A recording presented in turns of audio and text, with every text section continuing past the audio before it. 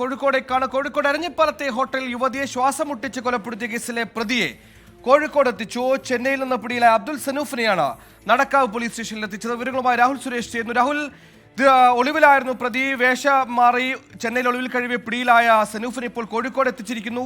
തുടർ നടപടികൾ എന്തൊക്കെയാണ്? കൊലപാതകം എങ്ങനെയെന്ന കാര്യത്തിൽ വ്യക്തത വന്നിട്ടുണ്ടോ? തെളിവെടുപ്പ് ഇന്നുണ്ടാകും?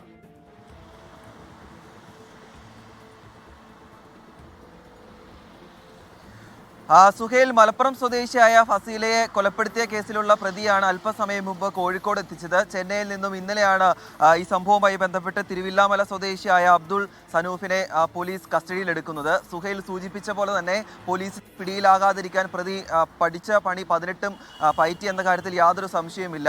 ആദ്യം ബാംഗ്ലൂരിലുണ്ടെന്ന വിവരത്തിന്റെ അടിസ്ഥാനത്തിലാണ് പോലീസ് സംഘം അവിടേക്ക് പുറപ്പെട്ടത്. പക്ഷേ പോലീസിന്റെ നീക്കങ്ങൾ മനസ്സിലാക്കിയ പ്രതി ചെന്നൈയിലേക്ക് രക്ഷപ്പെടുകയായിരുന്നു. അവിടെ ഒളിവിൽ കഴിയുന്നതിനിടെയാണ് പ്രതി പിടിയിലാകുന്നത്.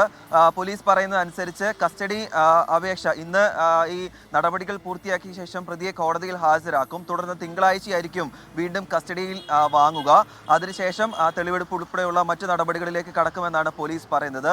ഈ ഘട്ടത്തിൽ പോലീസ് പറയുന്ന പ്രധാനപ്പെട്ട കാര്യം മുൻ വൈരാഗ്യമാണ് ഈ കൊലപാതകത്തിലേക്ക് എത്തിച്ചതെന്നാണ് പറയുന്നത്.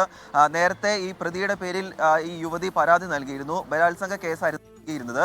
ഇതിന്റെ പേര് 83 ദിവസം ഈ പ്രതി